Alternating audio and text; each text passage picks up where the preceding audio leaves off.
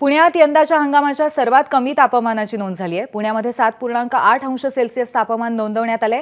त्यामध्ये एनडीए परिसरात 6.1 अंश सेल्सिअस इतकं तापमान आहे। पुणेकर सुद्धा त्यामुळे गुलाबी थंडीचा आनंद लुटतायत। पुणेकरांशी याच निमित्ताने संवाद साधलाय आमच्या प्रतिनिधींनी।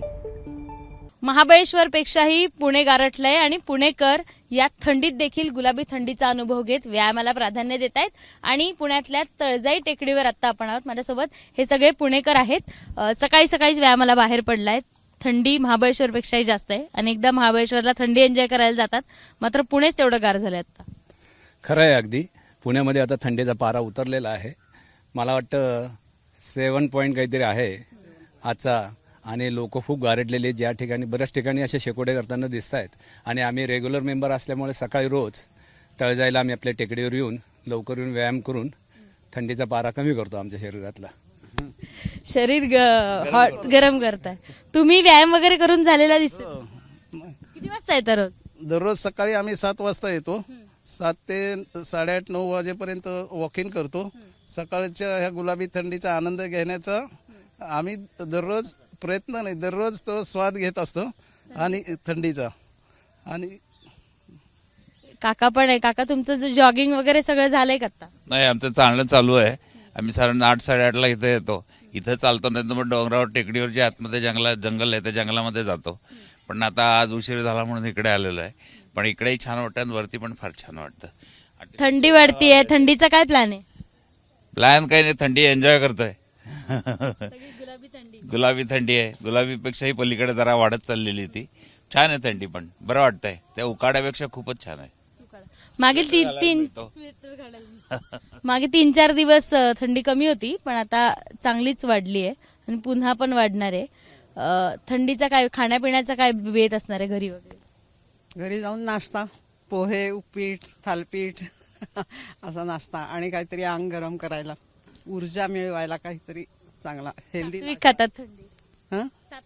सात्विक त्यासोबत काका आहेत, ते म्हणाले आता जाताना एक राऊंड मारून येतो। तोपर्यंत राऊंड झालाय का तुमचा? हो, चांगलं झालं राऊंड। थंडीमुळे व्यायाम करूशी पण वाटतो, उत्साह वाटतो। निसर्गाच्या ऋतुचक्रातला हा बदल म्हणजे शिशिर ऋतू आहे हा, आणि याचं स्वागत आपण केलंच पाहिजे। हवीशी वाटणारी सध्या थंडी आहे, गुलाबी थंडी ज्याला म्हणतात। तरुण वयात अजून मजा येत असेल तुम्हाला, आम्हाला येते म्हणजे तुम्हाला खूपच येत असेल।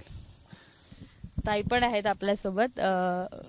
झालंय जॉगिंग, व्यायाम वगैरे झालाय? सुरू केलंय आता। थोडासा आज उशीरच झालेला आहे, परंतु या वर्षीची थंडी दरवेळेपेक्षा नेहमीपेक्षा जास्त आहे। आणि महाबळेश्वरची थंडी महाबळेश्वरला न जाता पुण्यात ती अनुभवायला मिळतं, यापेक्षा आणखीन काय हवं आपल्याला। आणि हाच असा महिना आहे जिथे अगदी 8 वर्षापासून ते वयोवृद्धापर्यंत सगळेजण व्यायामासाठी सुरुवात ज्याला म्हणतो, व्यायाम असू दे किंवा व्यायामाचे इतर कुठलेही प्रकार असू देत, ते सुरू करायचे असतील तर हा योग्य असा महिना आहे। तर तुमच्या माध्यमातून मी सगळ्यांनाच सांगू इच्छिते, मी एक योग शिक्षकच आहे, तर मी सगळ्यांना हेच सांगू इच्छिते की या दिवसाचा म्हणजे या थंडीच्या सीझनचा सगळ्यांनी सदुपयोग करून घ्यावा आणि योग्य तो आपल्या शरीराला सोसेल असा कुठल्याही प्रकारचा व्यायामाचा प्रकार हा या ऋतूमध्ये सुरू करायला काहीच हरकत नाहीये। महाबळेश्वर बघू देत किंवा राज्यात थंडीचा पारा कमी होताना आपल्याला दिसतोय। त्यात पुण्यात काल 7.8 तापमानाची नोंद झाली आणि त्यातही शिवाजीनगरमध्ये सगळ्या एनडीए परिसरात सगळ्यात कमी तापमानाची नोंद झाली। 2 दिवस तापमान कमी होत जाणार आहे आणि पुणेकर गुलाबी थंडीचा अनुभव देखील घेणार आहेत। कॅमेरामन अमोल गवाळेसह शिवानी पांढरे, एबीपी माझा, पुणे। एबीपी माझा, उघडा डोळे बघा नीट।